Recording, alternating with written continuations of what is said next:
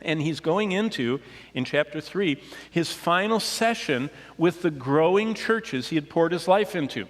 So obviously, he had listened. He did not spend his life as a fisherman. Instead, he became a fisher of men. And he used those skills, and he used everything he had learned in those early years of fishing and following Christ to now go out, and he became such an effective nurturer of the Church of Jesus Christ. And he's writing back to the churches that he had been a part of their lives. And they were growing, but now they were scattered, and the specific ones that he was ministering to were in the heart of the Roman Empire. No. And so these people that were living in the heart of the Roman Empire were facing both fiery trials, we covered that last time, literally fiery trials, and alluring enticements. Now think about, I joke and I talk about, how, people spend 2-3 hours watching sports. How would you like to go to the Olympics if they didn't wear any clothes at all? That's how they did it in Rome. They wore nothing. And that was an alluring enticement. And it wasn't just the sports, the materialism, the theaters. Do you think they built those theaters just for tourists 2,000 years ago, 2,000 years later to go to? Those people were into entertainment. They were into all types of cultural things. And these people were torn between the fiery trials that they were facing and the glittering allurements. They were torn between being loyal to Christ and facing painful persecutions, or just floating along with the Roman world and its endless pursuits of pleasures and possessions. That was what was tearing them. You say, well, can't you have both? Well, remember, the best way to understand the Bible, and we'll see this on Sunday night, the first canon of textual interpretation is, what did it mean to the people that first received it? It doesn't matter what it means to me.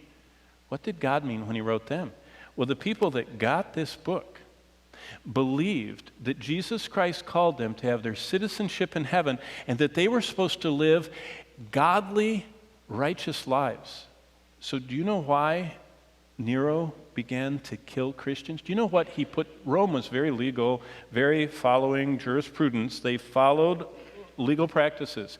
If the emperor was going to kill someone, he had to file a charge against them to burn them at the stake, like we talked about last time. What charge did he file against him? The first charge we find on the law books of the Roman Empire against biblical Christians is they were haters of humanity. That's what they were called. That's what the Roman government said. And it said they are haters of humanity because they will not come to the arenas. They will not come to the Colosseums. They will not come to the theaters. They have withdrawn from the festivals that the Roman Empire had, with all the false worship of false gods, with all the decadence, with all the nudity, with all the violence, with all the gratuitous bloodshed. The Christians said, this does not please God. And they stepped away. Now that's totally contrary to 21st century thinking of Christians. Do you know what? I go to church conferences all the time. Do you know what I hear at church conferences? You got to do everything you can to make people feel comfortable. We don't want any unbeliever. That's called a seeker-friendly church. And we got to have a church where they do not feel out of place and they feel comfortable and at home, and don't you say anything, they'll jar them. They didn't subscribe to that in the first century. In fact, believers didn't feel unbelievers would ever even want to come to their services because they were so not of this world. And so there they were, torn with facing the persecution of following Christ or just floating along with the world. And Peter's congregation in Central Asia, Roman province of Asia, Turkey today, sounds eerily like 21st century Christianity. It's, are you floating or are you fighting against the flesh? Are you floating along with the world and with the allurements and with the attractions and with the materialism and with the whole culture, or are you fighting against your flesh and saying that doesn't please God and I can't go any longer that direction? We either stop floating along with the crowd that lives for the weekend sports, that lives for the weekend parties, that lives for the weekend fun, and begin to live every day as sacred for Christ and suffer. That's one choice. Or we just float along with the world as believers and enjoy as much as we can the best of both worlds. That's where a lot of Christians are today. And what they haven't read is Matthew 6:24. You can't do both.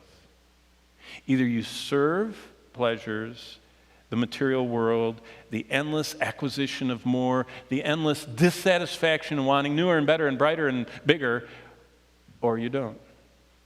And you can't blend them. You serve one or the other. The question this morning is, are you floating along in the river of materialism, or are you fighting against its control of your heart? For where your treasure is, there will your heart be. Of your mind, are you going to be full of light or darkness? Of your will, who are you serving? That's the question. And it's the proof of who we really serve. We try and stay focused on the Lord, especially on Sundays, but so much of our life is consumed with the things and activities and pursuits that are tied to materialism that it's very hard to focus on God, we find. And Jesus said, it is. It's hard. And Peter agreed with him. Godly living is a struggle.